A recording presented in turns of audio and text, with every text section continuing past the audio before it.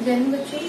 पिछले लेक्चर में हम लोगों ने estimation for one missing term जो है उससे रिलेटेड प्रॉब्लम्स किए और दो मेथड्स यूज किए। पहला मेथड था हमारा फॉरवर्ड डिफरेंस टेबल मेथड और दूसरा था जिसमें हम लोगों ने E = 1 + डेल्टा फॉर्मूला यूज किया था। ठीक, आज हम लोग क्या करेंगे, टू मिसिंग टर्म्स को कैसे एस्टिमेट करना है उसको देखेंगे। और इसमें भी दोनों मेथड से मैं एक क्वेश्चन करके बताऊंगी, फॉरवर्ड डिफरेंस टेबल मेथड भी और जो फॉर्मूला था E = 1 + डेल्टा उसकी हेल्प से भी। वो आपको डिसाइड करना है कि आपको कौन सा मेथड ज्यादा इजी लगता है। हम कोई भी अप्लाई कर सकते हैं। जनरली दो या दो से ज्यादा मिसिंग टर्म होते हैं तो उसमें जो E = 1 + डेल्टा वाला मेथड है वो ज्यादा आसान करते हैं, लेकिन आप दोनों में से कोई भी मेथड यूज कर सकते हैं अपनी सुविधा के हिसाब से। स्टार्ट करने से पहले फिर से एक रिकॉल कर लेते हैं कि एक रूल था जिसके अकॉर्डिंग हम इन तरह के प्रॉब्लम्स को सॉल्व कर रहे थे। वो रूल क्या था कि अगर हमें x और y की वैल्यूज के कुछ पेयर्स दिए हुए हैं, मान लिया कि हमें x और y की वैल्यूज के कुछ पेयर्स दिए हुए हैं, या पेयर्स हम लोग मान लिए हम लोगों ने कि x7 y7 इतने पेयर्स दिए हुए हैं, तो टोटल 1 से 7 तक ये 7 पेयर और एक ये 8 पेयर्स। अगर 8 पेयर्स हमको दिए हुए हैं x और y की वैल्यूज के, तो इतनी बार ही अगर हम फॉरवर्ड डिफरेंस करते हैं उस फंक्शन का तो वो वैल्यू हमारी क्या आती है, 0 आती है। ये रूल मैंने बताया था कि जितने पेयर ऑफ पॉइंट्स पेयर्स हमें पता है x और y की वैल्यूज के, उतनी बार फॉरवर्ड डिफरेंस करने पर फंक्शन का जो आता है वैल्यू वो क्या होती है, 0 होती है। इसी रूल से हमको ये एस्टिमेशन ऑफ मिसिंग टर्म करना था। तो आपको दिख रहा होगा एक न्यूमेरिकल कि हमें x और उसके करस्पॉन्डिंग fx यानी y की कुछ वैल्यूज दी हुई है और कुछ वैल्यूज मिसिंग है। जैसे x की वैल्यू 45 है तो फंक्शन की वैल्यू उस पर 3 है, x की वैल्यू 50 है तो वहां पर हमें नहीं पता है कि क्या वैल्यू है, F50 लिखा हुआ है, ये हमें निकालना है। तो ये हम लोग मान लेते हैं कि a है जो वैल्यू हमें नहीं पता है, या F50 भी यूज कर सकते हैं लिख के। जब x की वैल्यू 55 है तो उसके करस्पॉन्डिंग y की वैल्यू 2, जब x की वैल्यू 60 उसके करस्पॉन्डिंग फिर हमें वैल्यू नहीं पता है, इसे हम b से भी डिनोट कर सकते हैं। और जब x की वैल्यू 65 तो y की वैल्यू -2.5, यानी हमें कितने पेयर्स पता है, ये फर्स्ट पेयर हो गया, ये सेकंड पेयर हो गया और ये थर्ड पेयर। तो हमें क्वेश्चन में 3 पेयर्स जो है पता है x और y की वैल्यूज के। तो जो हमारा रूल था उसके अकॉर्डिंग 3 टाइम्स अगर हम फॉरवर्ड डिफरेंस करते हैं fx का तो वो वैल्यू 0 होनी चाहिए फॉर एवरी x। ठीक, तो इसमें हमें क्या करना है, हमें ये वैल्यू कैलकुलेट करनी है और फिर लाकर यहाँ पर रख के हमें निकालना है क्या, हमें वैल्यू निकालनी है इसकी a और b की। तो पहले करते हैं forward difference table method. Forward difference table method में हम क्या करते थे, एक टेबल बनाते थे।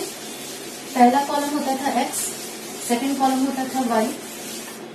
तो पहला कॉलम हमारा हो गया x, जिसमें हम क्या करते थे, हम x की वैल्यूज को रखते थे जो हमें टेबल में दी हुई। सेकंड कॉलम हमारा y होता था जिसमें y की दी हुई वैल्यूज को रखते थे। थर्ड कॉलम डेल्टा y या डेल्टा fx, फिर उसके बाद डेल्टा स्क्वायर y। और ये कहाँ तक ले जाते थे हम लोग ले जाते थे जो हमारा बना था डेल्टा क्यूब y या डेल्टा क्यूब fx तक।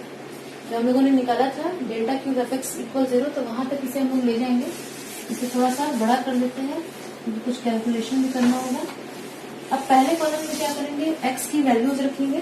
तो x की जो दी हुई वैल्यूज थी हमारी वो थी 45, 50, 55, 60 और 65। ये हमें x की वैल्यूज दी थी। और करस्पॉन्डिंग वैल्यूज जो y की थी वो क्या थी, करस्पॉन्डिंग वैल्यूज हमारी y की थी 3.0 यानी 3। ये वैल्यू हमें नहीं पता थी, a रखेंगे इसे। फिर 2, तो ये वैल्यू भी नहीं पता थी, इसे b मान देंगे। और लास्ट वैल्यू -2.5, ये हमें टेबल में दिया हुआ। फर्स्ट फॉरवर्ड डिफरेंस जब निकालेंगे इन दोनों का, तो ये पता है हमें, हो जाएगा a - 3। इन दोनों का निकालेंगे तो 2 - a।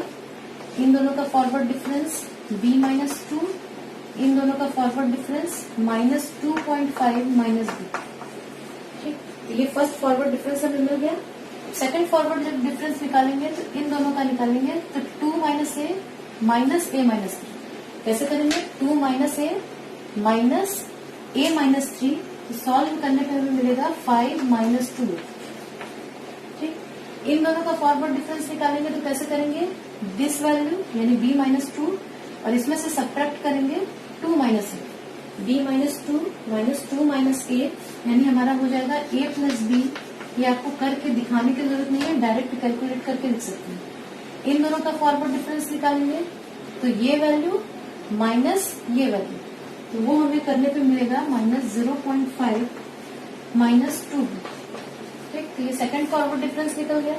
थर्ड फॉरवर्ड डिफरेंस जब करेंगे तो इन दोनों का फॉरवर्ड डिफरेंस जो हम निकालेंगे तो ये value this value minus this value, तो सॉल्व करने पे हमें मिलेगा 3a प्लस b -9। ये आप लोग रफली चेक करके देख लीजिएगा। इन दोनों का फॉरवर्ड डिफरेंस निकालेंगे जब तो ये वैल्यू माइनस ये वैल्यू। ठीक, तो सब्ट्रैक्ट करेंगे तो मिलेगा -a -3b प्लस 3.5। हमें लास्ट में ये दो वैल्यूज मिली। ठीक, ये हमारा टेबल बन गया। अब हमने क्या लिया हुआ था, हम लोगों ने रूल के अकॉर्डिंग हमारे पास था डेल्टा क्यूब fx इक्वल 0, या delta cube y equal 0। fx की जगह हम लिख सकते हैं डेल्टा क्यूब y इक्वल 0। तो डेल्टा क्यूब y में हमारी दो value I for every x की हर वैल्यू की। तो ये वैल्यू भी 0 होनी चाहिए हमारी और ये वैल्यू भी 0, यानी दो इक्वेशन हमें मिलेंगे 3a प्लस b -9 इक्वल 0। ये पहला इक्वेशन। और दूसरा इक्वेशन हो गया -a -3b प्लस 3.5 इक्वल 0। दो अननोन्स है तो हमें दो इक्वेशंस भी मिली, और इन्हीं दोनों को जब हम सॉल्व करेंगे तो हमें क्या मिलेगी, अननोन वेरिएबल्स यानी a और b की वैल्यूज मिल जाएगी। ठीक, तो वो सॉल्व करने पे आप देख सकते हैं कि सॉल्व करेंगे हम लोग जब, तो a की वैल्यू हमारी आएगी 2.9375 और b की वैल्यू हमारी आएगी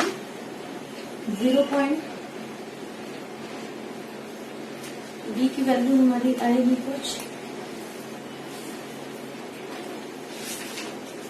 b की वैल्यू आएगी 0.1875। ठीक, ये कैलकुलेट करके आप मिला देख सकते हैं कि ये दो वैल्यूज हमारी मिलेंगी। ठीक, ये था फर्स्ट मेथड।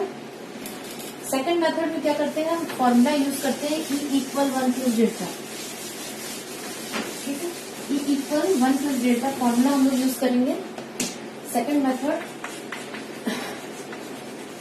सेकंड मेथड में जैसे ही हमारे पास ये आएगा delta cube fx equal 0 for every x, next step में हम डेल्टा की जगह लिख सकते हैं e -1 cube fx equal 0 for every x, क्योंकि हमें पता है e इक्वल 1 प्लस डेल्टा होता है। ठीक, अब इसे एक्सपेंड करेंगे तो हमें मिलेगा e क्यूब -3c1 या a -b होल क्यूब का फॉर्मूला आप लोग डायरेक्ट जानते होंगे, डायरेक्ट अप्लाई कर सकते हैं हम लोग। तो हमें मिलेगा e cube -3e square plus 3e -1, पूरा e -1 होल क्यूब की value fx equal 0 for every x। ठीक, अब हर ये ऑपरेटर के संग fx लग जाएगा हमारा, तो हो गया e cube fx -3e square fx plus 3e fx minus fx equals 0 for every x। ठीक, ये वैल्यू हो गई। अब शिफ्ट ऑपरेटर के पावर का जो डेफिनेशन था उसके लिए हम लोगों ने फॉर्मूला निकाला था, उससे यहाँ पर लिख सकते हैं fx plus 3h minus 3fx plus 2h plus fx plus h plus 3fx plus h, यहाँ से fx plus h minus fx equal 0 for every x। क्यों? क्योंकि हमारे पास फॉर्मूला है e n fx equal fx plus nh। n time अगर हम shift करते हैं तो क्या करेगा, ये n पॉइंट आगे जो वैल्यू है उस पे फंक्शन की वैल्यू हमको देगा। e n fx मतलब n पॉइंट आगे अगर हम जाएंगे तो पॉइंट क्या होगा, x प्लस nh, इस पे फंक्शन की वैल्यू। इस फॉर्मूला से हमें ये मिल गया। अब h की वैल्यू, h क्या है, x की जितनी वैल्यूज हैं हर x की वैल्यू में कॉन्जिक्यूटिव वैल्यूज में क्या डिफरेंस है। जैसे x की जो पहली वैल्यू थी हमारी वो थी 45, सेकंड वैल्यू थी 50, फिर 55। तो देख रहे हैं हर में हमारा x की जो वैल्यूज थी इस तरह की क्वेश्चन होगी, तो हर x की वैल्यू में 5 का डिफरेंस है एक के बाद एक, यानी हमारा स्टेप साइज यहाँ पर क्या है, h की वैल्यू हमारी है 5। h की वैल्यू 5 यहाँ जैसे ही रखेंगे तो हमें नेक्स्ट स्टेप में मिलेगा f x plus 15 minus 3f x plus 10 plus 3f x plus 5 minus F x equal 0 for every x. X की कोई भी वैल्यू हम रखें एक्स की जो हमें दी हुई है तो सबके लिए ये कंडीशन होल्ड करना चाहिए। अब हमारे पास ये इक्वेशन फाइनल मिला और हमें दो अननोन वेरिएबल्स हैं ए और बी, तो हमको इस इक्वेशन की हेल्प से दो इक्वेशन चाहिए ए और बी में, ताकि ए और बी हम कैलकुलेट कर सकें।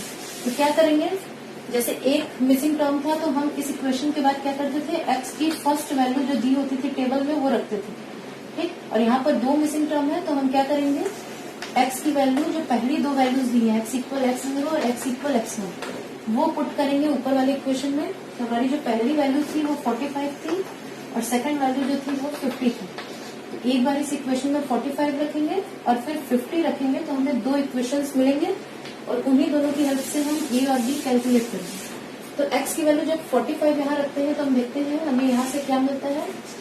इसके लिए हमें मिलेगा एफ की वैल्यू, जैसे एक्स की वैल्यू 45 रखते हैं तो मिलेगा f60 minus 3f55 plus 3f50 minus f45 equal 0।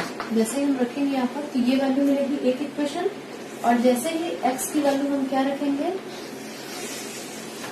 50 रखेंगे तो हमें मिलेगा f65 minus 3f60 plus 3f55 minus f50 equals 0।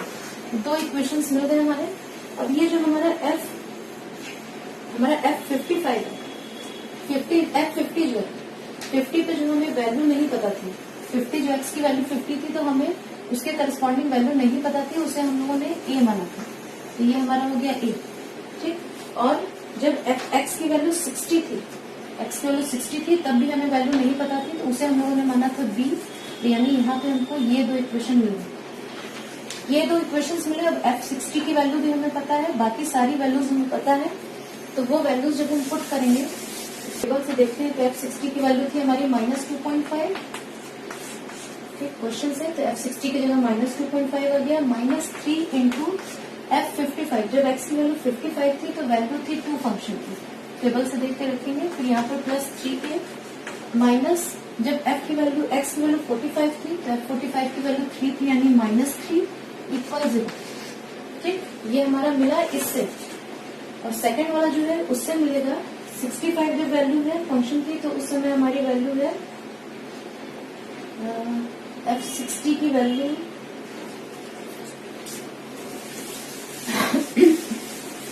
अब क्या करेंगे हम लोग टेबल से, अब क्या करेंगे हम लोग वैल्यूज रखेंगे।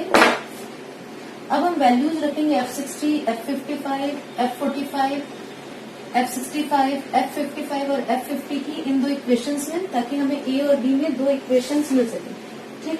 तो पहला इक्वेशन जो है हमारा, उससे देखते हैं कि f60 पे हमें फंक्शन की वैल्यू नहीं पता थी और हमने b माना था, तो यहाँ पर हो गया हमारा b -3। f55 जो है उसकी वैल्यू हमारी है 2, ये 2 रखा हमने, प्लस 3a माइनस f45 की वैल्यू 3 इक्वल 0। ये हमारा पहले वाले इक्वेशन, यहाँ से हमें वैल्यू मिली पुट करने पे।